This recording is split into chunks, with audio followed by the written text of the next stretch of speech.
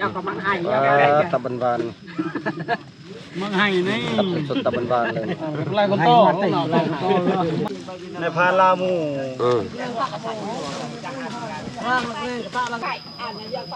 อันนี้พ่อจะยิงมันนั่นนะแมนยิงผู้ตายไม่กดจกเลยป่ะจกเลย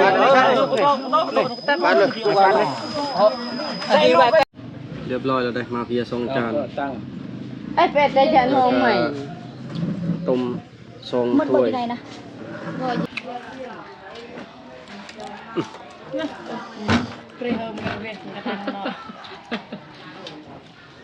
อ้าวผ่านได้เต็มกว่าลูกโดดพี่น้องเอ้ย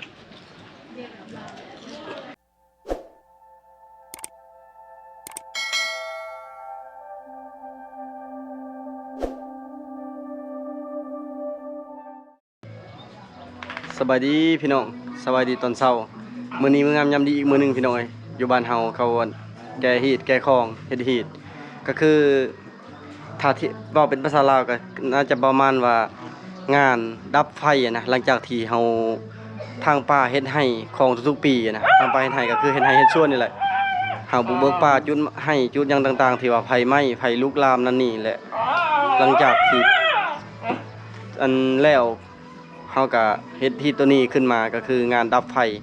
ข่าวงัวอยู่2 โตเป็นงัวทึกและบ่ฮู้ว่าตอนนี้เขาเฮ็ดไปฮอดคันใดแล้วอันนี้แล้วบ่ยังก็ค่อยถ่ายให้เบิ่งพี่น้องเอ้ยมื้อนี้นะ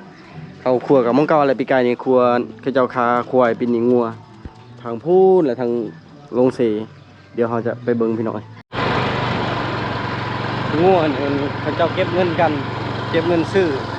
คนละ2 อันพูดละ200,000ส่วนเฮือนบ่เฮียงก็ที่พอเพิ่นจ่ายไปแล้ว200,000 กีบนะแล้วครับเบิ่งว่าใน200,000 กีบนะมันจักกิโลน้อยหรือหลาย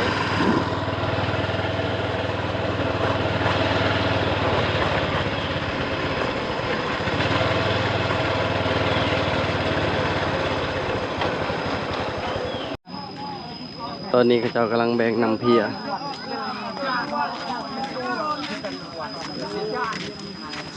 จมโต๊ะเลยเฮงบุญเจอโต๊ะเลยลองได้เหรอฮะเอ้ยคืออะไรโต๊ะเหรอไม่เป็นไรฮะบานเชิญบานอะไรเอาให้เหรอตอนนี้เพิ่นกำลังจำพิธีก็คืองัวเพิ่นวางไว้ทางหน้างัวแม่นตัวหนึ่งแม่นเพิ่นจำตัวหนึ่งแม่นกินละลายไปอีกไปที่ห้องเติมนอนในยินตรังไปอีกเลยคือได้ในชิบา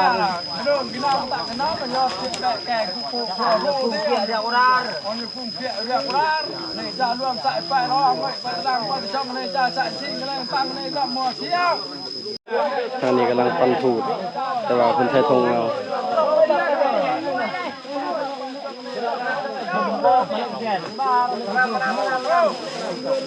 สวัสดีบอลเลาะสบายดีFC ถาม FC คิดฮอดเจ้าว่าเอ้าบ่คือบ่เห็นบอลเลาะเขาป่าเดี๋ยวนี้เฮ็ดหยังเดี๋ยวนี้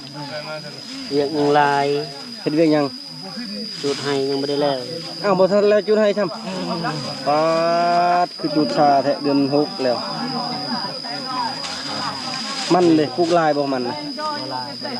วางมันน่ะไปปลาน้ำไม้เด้อมันน่ะเด้อไปพาไปกินกระหอกกินแลนมื้อหน้าคันว่างแล้วบอกเด้อสิไปหาเด้อไปอยู่แล้วคันว่างบ่แม่นเมียห้ามไปป้าแล้วบ่เดี๋ยวนี้ยินว่าออกเฮือนอยู่เฮือนต่างหากแล้วแม่นบ่แม่นล่ะบ่ม่วนแน่เนาะซับเฮ็ดบ่เบื่อแล้วเฮ็ดบ่เลาะออกเฮือนแล้วได้พี่เอ้ยก็เลยแบบว่าเมียบ่กล้านอนผู้เดียวนะต้องนอนนำเมียตลอดนี่ข้างไว้ตลอดเลยเนาะสบายดีบ่พังสบายดีอาจากแซนเจ้าจากแซนชีแซนปอดลายแท้แขกลายบ่เอามาใน5 กรัมเพิ่มดูให้จุกเอ็นเขาจะดังแกกี่เกี่ยวไปพูดละ200,000บ่พังเอา2พูด400,000คือบ่ให้เอาแต่200,000พอมีเงินไว้ตาซีไว้โอนเชิงนะเนาะที่เดี๋ยวกันเลยค่ะดูตัวนี้มันจะแบ่งแล้วสุดท้ายมันกำลังจำอยู่เอาไปแล้วไหนตาซีไว้ใครเดียวตาซีกำไว้ก่อนผ่านว่า5 ส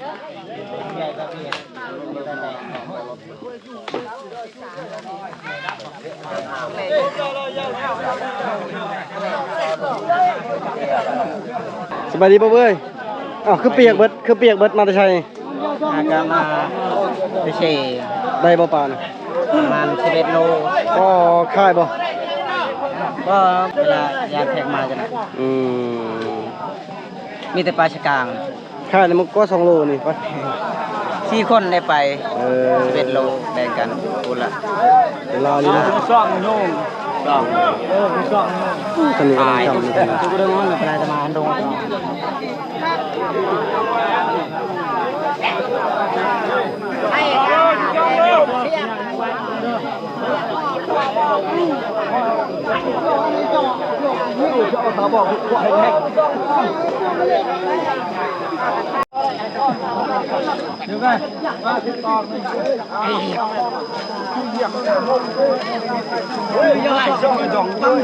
จ่าจูว่าต้องรุ่งว่าผมจ่า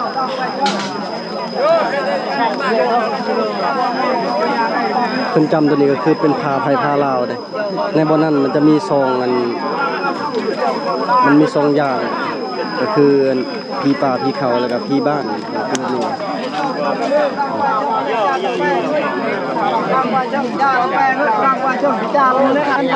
รวยบุกประจาเก cho anh đang bayช่อง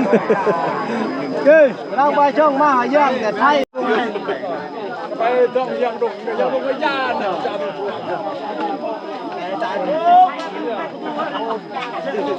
วยย่าดองย่าดองย่าได้โอ้ย สบายดีพันกี่เข็บ สบายดีอากระจำฮี อันนี้บ่ต้องกระจำนะ แม่นแหละ มันมีอย่างแน่นี่นะ มีแต่ตับไตไส้พุงเครื่องนอกเครื่องในอยู่นี่เบิด ครบเลย ทุกเลย มันคือมี2-3พูดอ่ะแบบใด สามพูดมันมีสาม สามคน พี่ จำ อยู่เฮือนเฮาน่ะมันมีสามพูด มันมีพี่ป่าพี่เขาเลยเนาะแล้วก็พี่บ้านนะบอก แม่น แล้วอันนึงนี่จ้ะ อันนี้เป็นพี่เฮาเองนี่แหละ โอ้สามอย่างบางเฮือนคือมีแต่สองอย่างเนาะ มันมีบางคนก็บ่อยากจำบ่อยากให้พูดนะบ่อยากให้พูดหลายเฮาเลย ให้คนละพูดรู้นะ แสดงว่าแต่ละหลังคาเฮือนบ่คือกันเนาะบางหลังคาเฮือนก็ผู้เดียวบางอันนี้เจ้าน่ะ ที่เฮือนเฮามันต้องแบบนี้มันมีสามพูดได้เขาบ่ญาติกันได้พี่เฮาคนละพูดได้ แบ่งให้3พูดเลยเนาะ แม่นแบ่ง โอ้ ให้ โอ้ สาม เข้าใจฉลาดข้อมูล อันนี้นะคาบหนึงเลยเนาะนี่เนาะ แม่นคือครับ หลังจากเพิ่นกินแล้วเขากินต่อ แม่น โอ้กินได้เนาะ กินได้ โดยโอ้แบบนั้นตอนนี้คือจำพิธีเรียบร้อยมีแต่เตรียมแบ่งซีนสบายดีบ่เดือน สวัสดี FC ปะ FC อันคิดฮอดเพิ่นว่าไปไสก็บ่เห็นทำบ่เดือนแน่ป่ะ อยากนำใบ10ใบสาวนั่นแหละพี่น้อง เฮ็ดหยังเด้อนี่ ปลุกมันตาย แซมอยู่บ่ บ่ปลุกแซมอยู่บ่ บ่ บ่ได้แซมเลยต้องตายปะเลย ปะเลยเมื่อยบ่มีเงินสิรับมัน แต่ว่าปลุกแล้ว ปลุกแล้วฝนบ่ตกพี่น้องเอ้ย ก็เรียกว่ายากลูกยากเมียเลยบ่ได้ไปป่าตอนนี้ลืมป่าลืมดงเลยบ่จักนี่ บ่ตั้งแต่เฮาไปกับไอ้ผู้นี่มีปัญหาเลยคือจักนั้นมันเพมันยัง เฮ้ยจักนั้นยังบ่ได้จ่ายเงินให้เรา ยังบ่ได้จ่าย ล้านหนึงเพราะว่าห้างเฮือฮักเลยยังบ่ได้จ่ายเงินเรามีแต่ลบกับเราแล้วมื้อนั้นให้เรา400,000แต่ว่ายังล้านหนึงให้อันเจ้าของเฮืออยู่เกียงลีนให้ไอ้ตินั่นเดี๋ยวนี้นั่นต่อแตนทาเจ้าลายอยู่ป่านะ แม่นยามนี้ มื้อนั้นเด้ตอกนี่บาทหนึ่งตอกตีนบาทหนึ่ง2บอน ปีนี้คันฝนตกเนี่ยแลนออกลายรีบปีนี้ชีวิต ยอมรับแลนหมูป่าเลี้ยงลูกน้อยลายอยู่เดี๋ยวนี้นะ มื้อสิไปกันมื้อนี่จะไป มื้อสิไปกับบ่พัง บ่นั่นในผ่านชวนไปเด้มื้อ ไป บ่เวียง มื้อเฮาสิไปแล้วมื้อนี่บ่มีหยังเฮ็ดเลยนี่แดดปรุงมันก็บ่ได้เบิ่งนี่ฝนบ่ตกนั่นแต่มื้ออยู่ป่าตกแต่ว่าอยู่พี่บ่ตก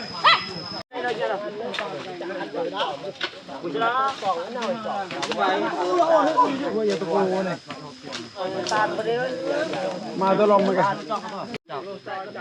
ทางนี้ก็พากันแบ่งส่วนคุไผคุลาวก็เพื่อไว้ใส่ซีนนั่นแหละเพิ่นใช้ทุกอย่างแล้วก็ยามมันขาดหิวเมื่อบ้านนะเพอตัวนี้หาบ้านเนี่ยก็ประมาณวังครึ่งลักเพิ่นบ่ได้จำในบ้านอันนี้คือเพิ่นจำอยู่ป่าเจ้าเฮ็ดฮีดอยู่ป่า ก็เลยเด็กน้อยเขาพากันเอาคุเอากระยังใส่แบบนั้นเฮ็ดใบก็แล้วไว้เฮ็ดชาก็แล้วชาคนมันหลายในบ้านเฮาก็ประมาณ80หลังคาเรือนนี่แหละมีเรือนผู้บ่เอานี่ก็มีเพราะว่างวดตัวนี้ก็คือค่ากินละลาบริจำคนตัวนั้นมันเขาจะจำเพราะบางคนก็กินของจำบ่ได้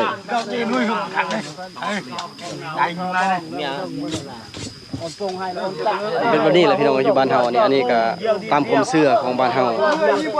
ผู้ใดบ่เชื่อก็บ่เป็นหยังอันนี้มันก็แบบต้องเฮ็ดทุกปีนะคันบ่เฮ็ดก็คือเพิ่นว่าเพิ่นฝนบ่ตกอันนี้ก็คือเฮ็ดขอน้ำฟ้าน้ำฝนจากเทวดาฟ้าแทนแล้วก็คือต้องเฮ็ดสืบทอดกันมาแต่สมัยปู่สมัยย่าสมัยโบราณเลยพี่น้องนี่ก็ต้องเฮ็ดตลอดคือบ่เฮ็ดเกิดมาก็ได้เห็นทุกปีแต่บางปีก็ได้ทายบางปีบ่ได้ทายเพราะบางปีบ่เฮ็ดก็บ่ได้อยู่บ้านเพิ่นเฮ็ดก็บ่ได้ทายให้เบิ่งอันนี้ก็คือจะเอิ้นว่างานกับไฟหลังจากที่ว่าไฟไหม้ป่าไฟลามป่าเลยเพิ่นก็เฮ็ดตัวนี้ขึ้นมาทุกๆปี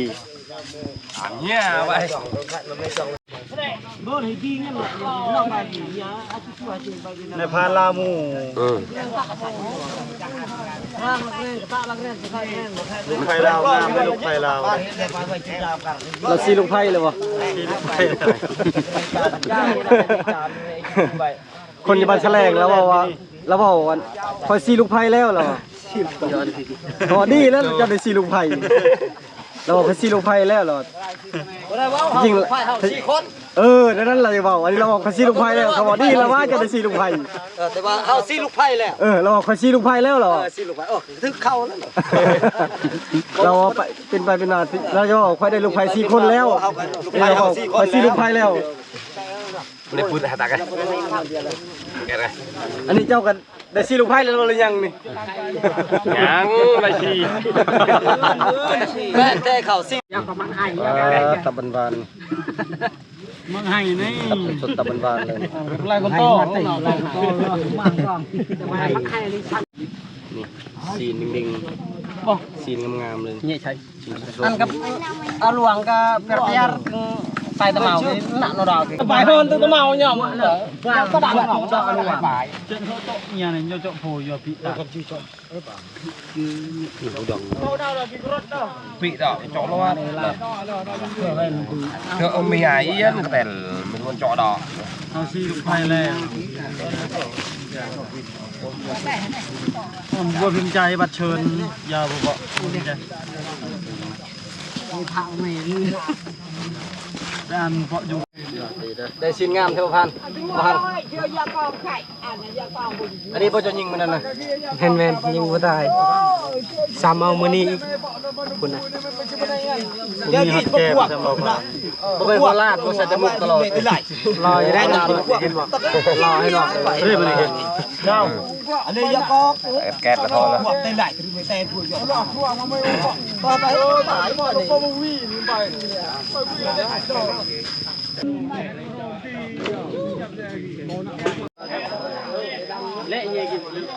อ้าวเนี่ยบวกนี่เราชาวชาม33แล้ว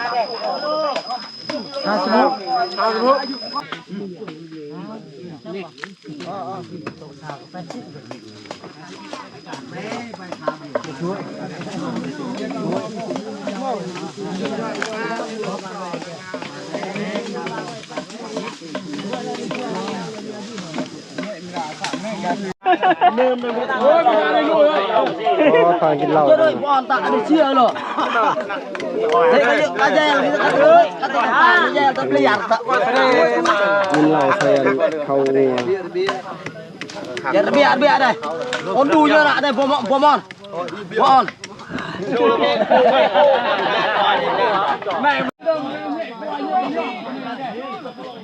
เอาเลยโม่เด่นเลยเอาเลยยัดเลยเรือเต็มเลยไปวิ่งเชิงคือไปเลยได้ดอกเย้เปิดมาเปิดอ่างเนี่ยลูกเจี๊ยบถ่ายกันเนี่ยลงจับมันกันเลยให้เลยหมดเลย อันนี้นักอันนี้นะโอ้เบิ่ง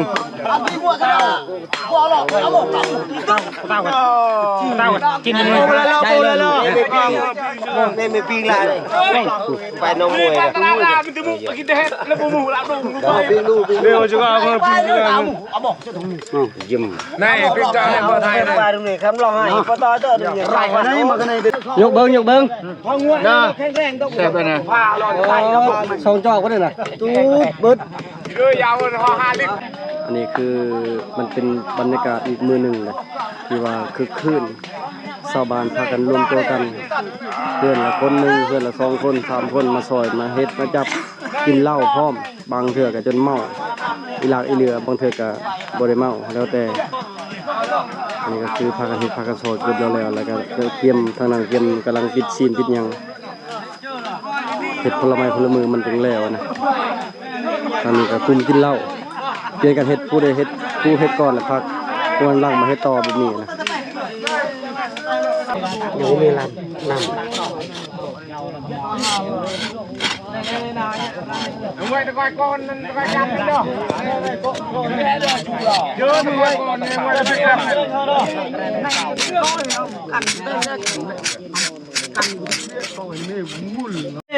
รวมแล้วเลยก็จกเลยป่ะจกเลยบ้านเลยดีไว้ตัดไป5 กรัมให้บูดีไว้ตัด4 กรัมเต่าใส่กันเลยครับมันคักเลยน่านัวซ่าตัดไป0นี่เดี๋ยวงอนพอมือผมงดลำพี่82เบิ้งขอคำที่2นี่เด้อช่วยไปตรงมันพี่เราในเราจานนี่เลยไปเนี่ยช่วยแต่บ่อยช่วยโอ้ผู้กินเหล้านี่เจ้ากิน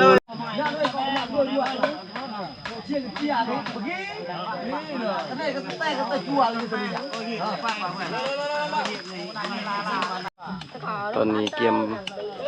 มแบงเกียมเอาแล้วนะเพราะว่าเพิ่นใช้เป็นปืนธงเป็นธงปิดชั่งน้ำหนักเรียบร้อยแล้วมีแต่เกียมยายให้แต่ละคนทางนี้ก็พูดหนึ่งทางนั้นก็พูดหนึ่งจะเฮ็ดแบบเป็น2 วงนะเป็น2 วง2 บอลนั้นก็ตั้งหากบอลนี้ก็ตั้งหากตัวนี้งัวเถิกตอนนั้นงัวแม่เฮาเอางัวแม่พองัวแม่เพิ่นบ่ได้จำส่วนงัวเถิกน่ะเพิ่นจำแล้วทางเพิ่นเฮาคือแม่เรากินบ่ได้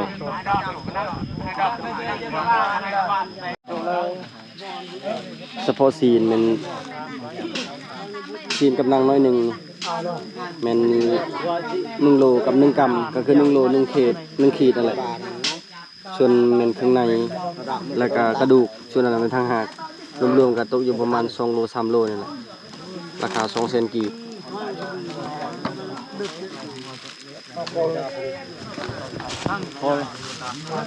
กระดูกแบบนี้นะ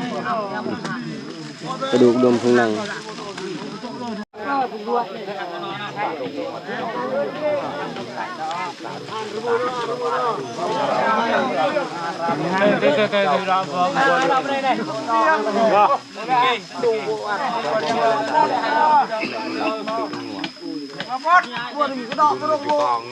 ก็สิแล้วพอดีบ่ายโมงแล้วนี่ก็สิแล้วแต่เช้าเฮ็ดหลายคนแห่งสาบ่แม่นเฮ็ดหลายคนน่ะมันสิไหวบ่แม่นเพราะว่ามันยังมีพิธีก็คือบนเพิ่นจำมันก็เลยซาแน่เลยใจเกียใจเรียบร้อยแล้วตอนนี้เป็นนับแล้วต้องมียันบ่พอยันบ่ครบนะก็เป็นหน่วยมันยากมาฮอดซื้อข่อยแล้วบ่มีทางไปแล้วบัดนี้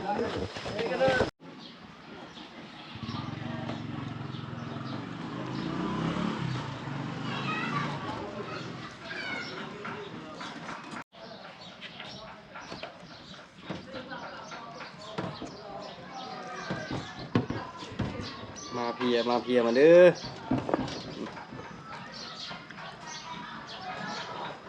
เพียต้องใส่นั่งใส่มันยังแซ่บ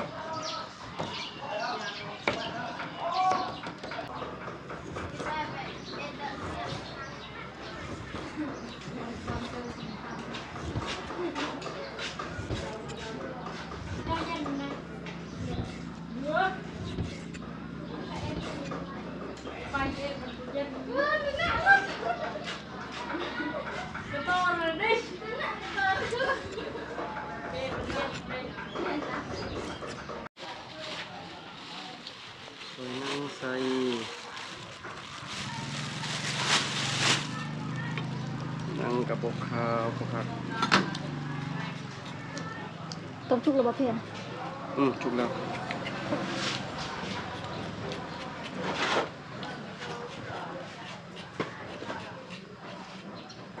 โอ้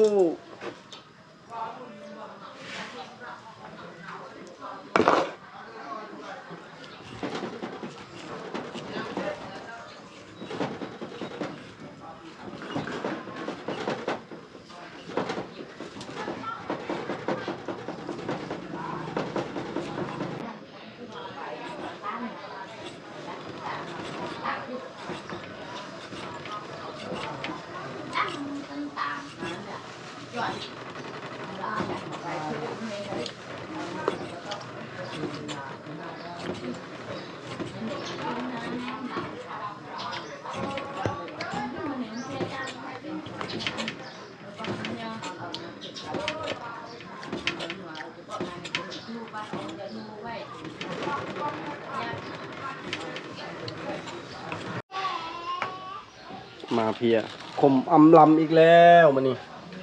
ตัวนี้คืองัวแม่ตัวเขาเจ้างัวทึกงัวทึกซีนงามแน่ งัวแม่เขา อันนี้ยัง ปิ้งให้แม่ ปิ้งให้แม่ปาดลูกไข่จะเป็นหูควรครับแม่ว่าบ่ปิ้งก็ได้ลืมบอกเจ้า นะ ครัวเอาตัวนี้เราว่ายันยากนะ ยาสรุปให้กินเอง แม่น่ะกินนั่นยังก็เอาใหม่มุก อิ่มแล้วเหรอ เห็นไหม อีกอย่างแม่ก็โอ้กินแบบสบายๆแต่ก็ยากบ่ได้กินคือเฮา ก็บ่ได้ยาก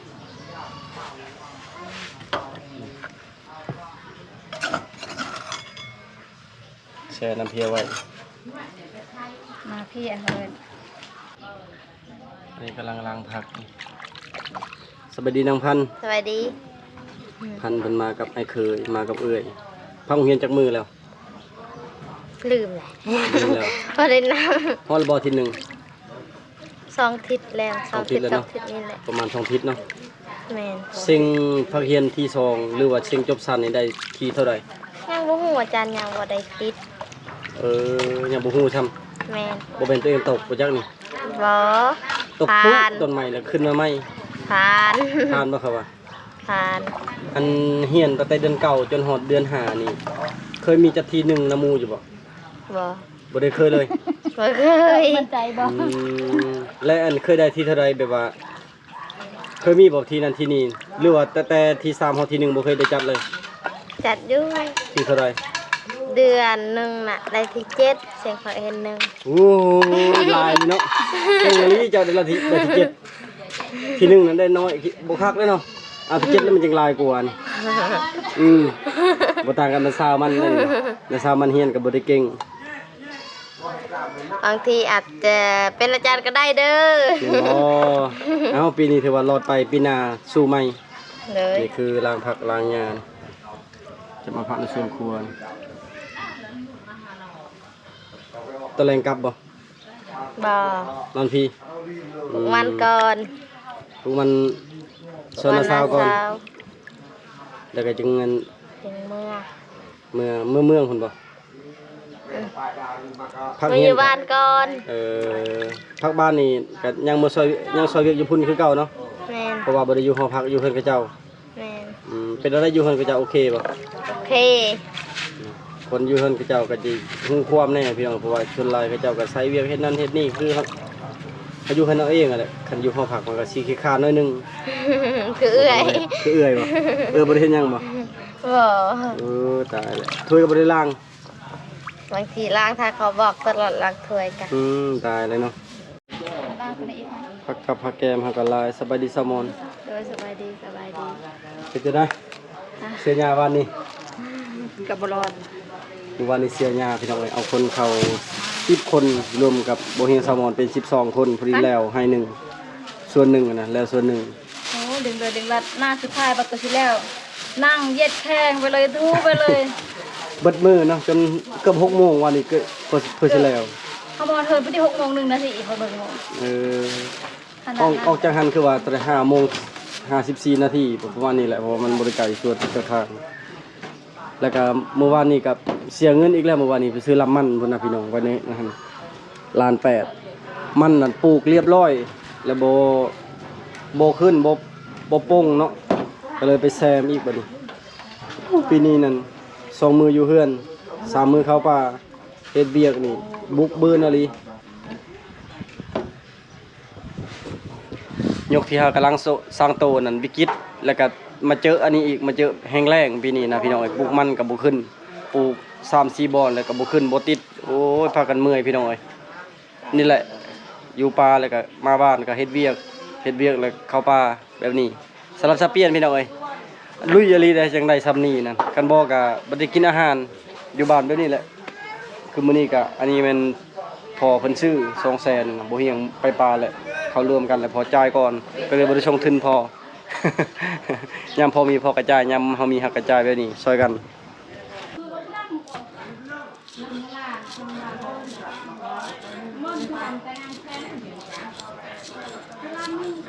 เอาผู้ช่วยใหญ่จ้ะ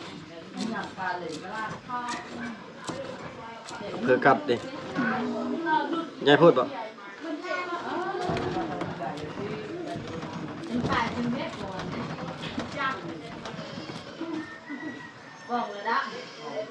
อันนี้ช่วยบ่รู้บ่ เอาเล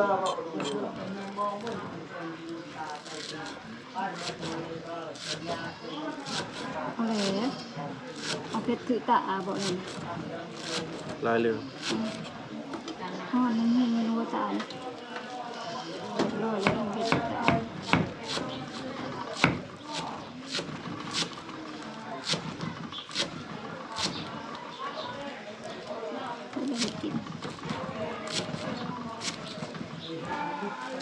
บ่ได้ใช้แกงนำบ่ จงจะแกนิดนึงพอไปแล้วพอ เรียบร้อยแล้วบ่มีเฮือนแต่เฮ็ดกินอยู่นอกเพราะว่าอยู่นอกมันอากาศมันโล่งมันเย็นนั่นอันนี้คือบ่เฮียงเฮ็ดกะลารถเนี่ยบางคนก็บ่ทันได้เห็นเฮ็ดกะลารถได้ประมาณ2 เดือน3 เดือนแล้วบ่2 เดือนปลายประมาณนี้แหละน่าจะเข้า3 เดือนแล้วได้ก็กว้างเติบอยู่เฮาเพื่อแบบเฮาตากเครื่องตากของแล้วก็วางเครื่องของเฮานะคือทางนี้เป็นบนวางตุกน้ำวางปุ๋ยเกียมใส่อันปูมะวิกแล้วก็ทางนี้ก็บนเก็บเครื่องของไปป่าแหละเป็นเชือกชูชีพบ่นะครับแล้วก็พวกมองพวกแห่พวกอย่างอยู่ทางนอกทางนี้อันนี้ก็คือเฮ็ดไว้แต่สิได้อยู่ก็มะม่วงนี่แหละเพราะว่าปลูกตัวนั้นบ่ได้ฮู้ว่าสิเฮ็ดกะลารถเฮ็ดนี่ก็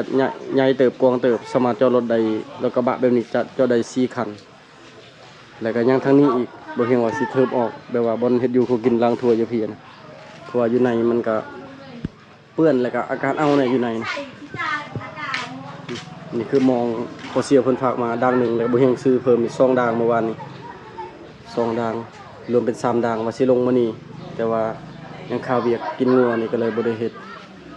ก็เลยบ่ได้ลงไปนี่แหละเฮือนครัวเฮามื้อนั้นบ่เฮียงก็ก่อตัวนี้ก่อบนล่างถ้วยนี่ก็ถือว่าแล้วนี่เฮ็ดเองก่อเองอีหยังก็เป็นเบิดเขาแต่เฮาลงมือเฮ็ดนั่นน่ะเฮ็ดบนล่างถ้วยก็เจาะน้ำออกไปทางพุ่นคันเฮ็ดมันเป็นทอแต่บ่ได้เฮ็ดตอนนี้สมองกำลังต้มน้ำซุปต้มน้ำมันสดเครื่องของตู้เย็นก็เบิดแล้วพี่น้องไปปลาแลนตัวนึงก็เอาไปให้พ่อเฒ่าแล้วหมกเผ็ดมาได้เพิ่นพ่อเฒ่าไม่เท่าวันนี้ปลามื้อนั้นแล้วก็กบเขียดกระดูกงัวหาไว้เต็มตู้เย็นเบิดแล้วก็ไปอีกบนเถื่อกับบ่มีมาแต่ปลานะมันแล้วแต่โชคชะตาแล้วแต่ดวงแต่ละมื้ออันนี้ก็เป็นเก็ดโพมสบายใส่ปลาไปหาปลาหาอยู่หากินนี่มันแฮรีวิวหน่อยหนึงแฮบ่เฮ็ดซื้อมาซ้ำกับแฮปีกายนี่แหละแต่ว่าแฮปีกายมาบ่เดือนเฮ็ดเสียเพิ่นไปประเสียแล้วก็มาแต่ประเสียเลยแฮเสียก็เลยซื้อมาใหม่รวมเป็น600,000กับ 3,000 กีบเกือบ 1,000 บาทอยู่บ้านเฮาก็บรบัดรักษาบ้านพัฒนาแบบว่าให้บ้านเฮานี่โดดเด่นนะก็คือแบบลงจากเฮือนเข้าห้องน้ำลงจากเฮือนครัวเข้าห้องน้ำมันจะบ่ถึกแดดถึกหยังพ่อแม่นะเพิ่นคนอื่นแม่คืออมข้างจะยังบ่ทันมีห้องน้ำมาเลยตอนนี้ เวลาเพิ่นไปถ่ายก็สิถ่ายแถวแคมป์เพิ่นเฮานี่แหละเฮาก็สิมีกินในน้อยหนึงนะเพลีย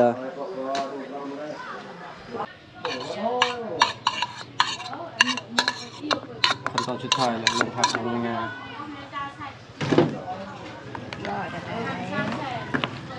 มือของแซลมอน ค่ะนี่ได้หลายแสนเติบ บอกสิได้เปิดหานขายลาบหานขายเพียขายทุกอย่างเลย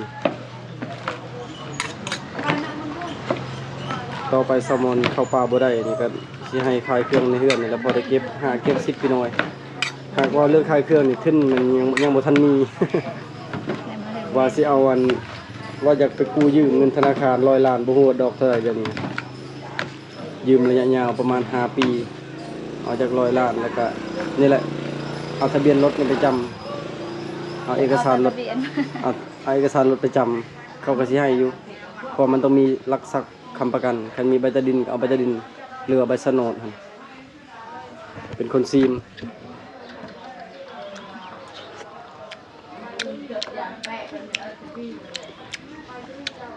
เผ็ดได้แล้ว เฮ็ดได้พอบ่ พอแล้วคักแล้วเสียดายแต่บ่อยากคมปานใดบ่มีบีปลอม เพื่อยังอยู่ตื่นบ่ พอแล้ว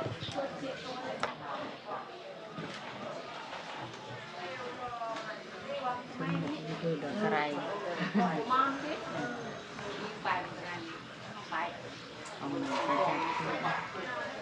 ปัญญา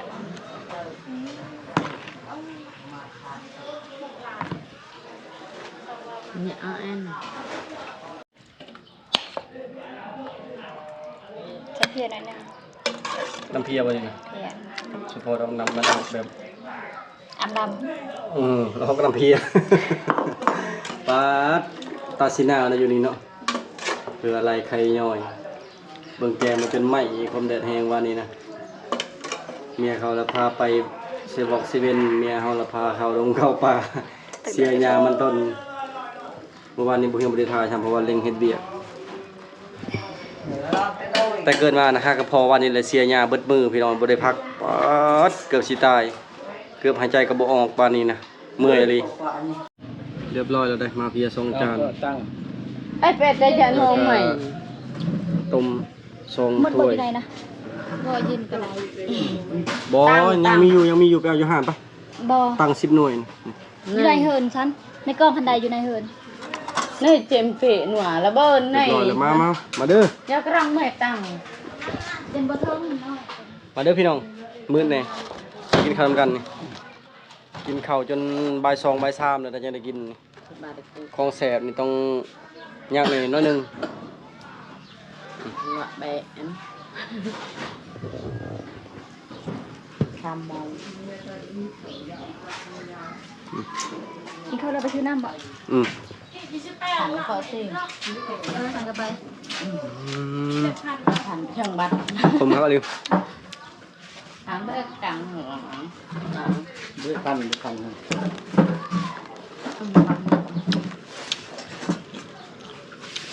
หัวจานrất là emเอาอยู่ในโรงซัก bạn tự tay chân phải rồi luôn ชอบเนาะ สวัสดีมาเด้อพี่น้องกินข้าวกัน ดามาวานจากมือเลย คิดนึงนะ ขึ้นหนึ่ง คิดปลายบ่วานนี่แหละ พี่ได้ปุ๊กวันแล้วเลย ยัง หมดแล้ว สั่งกินดิบ ดูชวนจากเฮกตาร์เป็นนี่นะ จ้าก็มีเด็ก2 เฮกตาร์15 ไร่ปลาย15 ไร่กับ2 งาน 15 ล้าน5 แสนค่ะดู 5 ล้าน5 แสนรายรวมค่าซื้อรับมกละมันจ้างเขาปลูกจ้างนั่นนี่แม่นเบิด20 ล้านไปจักนี่ ประมาณนั้นแหละกว่าบ่ อ๋อสิได้หลายแท้ ประมาณ22นี่แหละ อ๋อเป็นปีนี้เป็นจอกเป็นนาเป็นเจเลยเนาะ ปลูกมันคายมันแล้วก็ใส่นี้ โอ้เอาเงินปลูกมันเงินดุลส่วนนี่บ่เป็นเงินตัวเองค่ะ ยืมแน่เงินตัวเองแน่ ยืมไปกู้น้ำไผคือได้ซำนั้นค่ะ ยืมประมาณ10,000นี่แหละ ยืม 10,000 1 ล้านเงินเอง อันนี้เด็ดปลูกมันเท่าไหร่แล้วยืมเท่าไหร่นี่ เงินเดือนหาบ่ออก เงินบ่ออกเลย ตายแล้วบัดนี้ สิได้บ่ให้ใช้เงินนำข่อยแล้วเดี๋ยวนี้ บ่มีเงินจะเก็บเลย แต่ก็บับคนเนาะ จ้ากัน ยังใครที่ว่าหานำกันกับบ่เฮียงครับบ่ได้หานำกันนี่บ่ได้ให้ใช้น้ำแล้วนี่ แล้วหมู่บ่ใส่น้ำ เงินซีกินน้ำแน่คนงาม มาเด้อกินข้าวกันเด้อ ไปจะได้พี่น้อง สิเบิ่งสิมื้อน่ะสาวแซ่บบ่ อันไผอยากเอาอันพันธุ์มาเป็นลูกไผ่นี่จองไว้เด้อตอนนี้อายุจักปีก็ 11 11ให้ฮอดอัน20ปีจังเอาพัวเนาะนี่9ปีหรือว่า20ปลายไปจังเอา บ่เอา ฉันโอ้ถ้าบ่ฮอดแล้ว 28ไปจังเอาปีเอาพัวน่ะ28ปีบ่ จะดอย ขอขอ ยังบ่ฮู้อันนี้เดี๋ยวจักปีจะสิเอาพัวนี่ปีหน้า มาเลยเข้าเลย อะไรจัน จนนี่มาเด้อกินข้าวสบายดีจนนี่ กลับไปไหว จนนี่สบายดีนะจนนี่จนนี่สบายดีโอเคสบายดี บันไดจนนี่เหรอ บ่พอใจปานใดเนาะลุงเอาเงินให้เรียกว่านี่20,000 ประอันลืมเกะจ่อย แซ่บเนาะ ชอบเลย สิมื้อน่ะสาวนี่แซ่บแห่งอะไรซุ บ่ใช่มือเจ้าดิค่ะ ฮะ เสียบลิซูเป็นยังไง อันนั้นเราดูไม่ยันตัน กินกับเอ่ยกบพ่อดาพันแล้วก็เบาเฮียงแซลมอนจนนี่กับแม่บ่ได้กินไม่เคยกับหมาผู้กินเฮือนอาย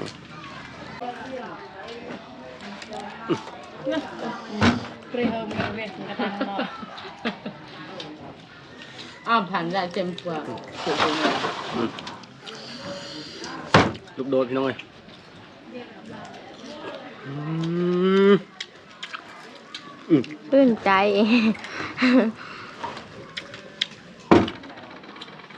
เจ้าไปเลย อันนี้เอ้ย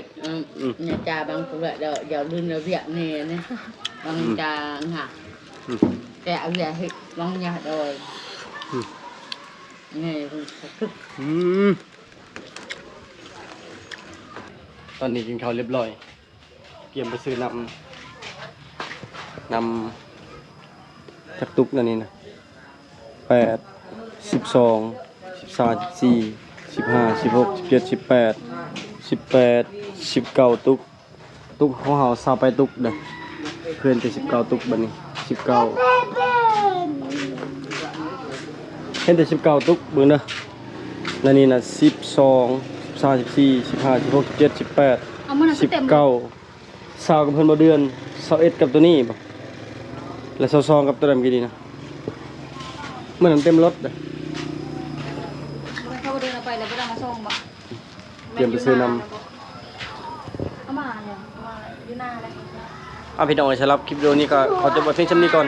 มื้อนี้ก็บ่เฮียงถ่ายกับครอบครัวให้พี่น้องได้เบิ่งไปก่อนนะพี่น้องเด้อบาย